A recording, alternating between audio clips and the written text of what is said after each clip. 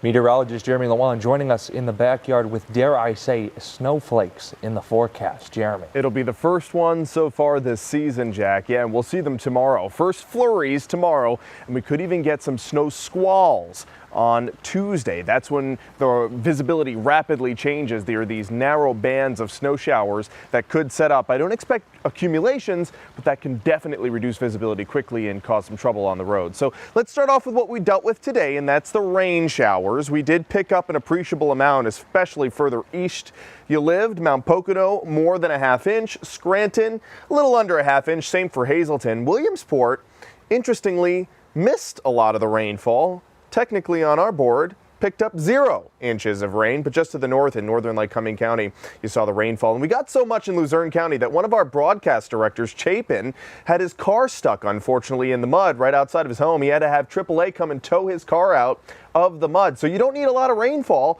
to cause issues with your ability to travel around. So that will be a problem for us tomorrow and on Tuesday, not with rainfall creating mud, but with snowfall reducing visibility. And you don't need a lot of snow to cause whiteout conditions. Right now, we still got a few lingering sprinkles there over Pike County. There's our live camera. We've got those low-hanging clouds. A little bit more of a clearing out in Lycoming County, that is. That's the live view in Williamsport. 50 is where we're at with east-southeast winds at 5 miles per hour. Temperatures today above average once again. We've had a string of above average temperatures this past week.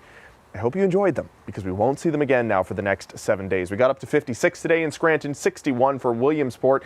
Normal high temperature this time of year, 54. So we were still a few degrees above average today. Tomorrow, it will be cold all day. Temperatures throughout the afternoon in the 30s. We're already into the 40s now for parts of the northern tier. Still warm there in the southern tier in the Susquehanna Valley, mid-50s for Selinsgrove and Tower City, Auburn, too, as the rain showers move out from the cold front. So there's that line. Were some downpours, maybe even a rumble of thunder too as it passed by, but we're starting to see those showers exit the furthest east points of Pike County. But we do see a little bit of additional moisture still rolling through the region. Lewisburg, Sunbury, and up towards Bloomsburg, even Benton, seeing a few more raindrops before the system that is bringing us the rain moves out. That's the cold front.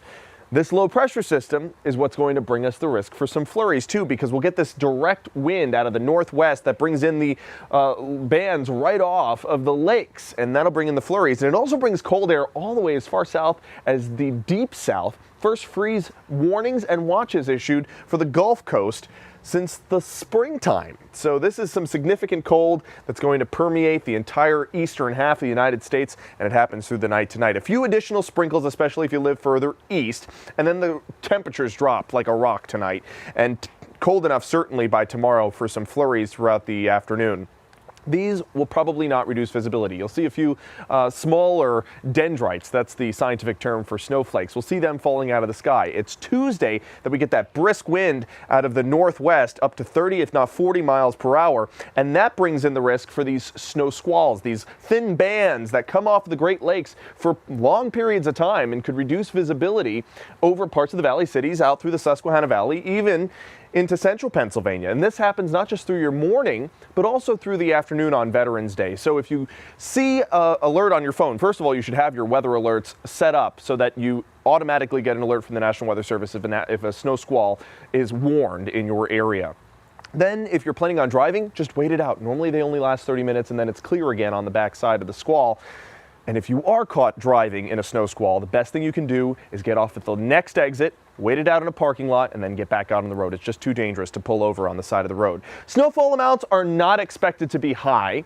I'm not expecting accumulations in the valley cities despite the 0.2 on the map. That's what's coming out of the sky, not what's accumulating on the ground. If any accumulations happen, it would be for Potter and Tioga counties on those grassy surfaces. Temperatures tonight will drop quickly. We're going to get from the 40s to the 30s through the overnight. By tomorrow afternoon, we stay in the 30s all day. It will be cold Tuesday morning, down into the 20s and teens, and that will feel more like the low teens in the Poconos, feeling like 11 degrees with the added winds on Tuesday morning. Now, what about the rest of the week?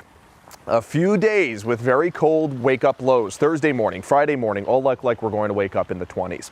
There's your 7-day forecast. We've got a cold week ahead, with Veterans Day being the main concern with the risk for some snow squalls. Again, if you're driving or planning to drive on Tuesday, make sure you wait it out if you get a snow squall alert on your phone.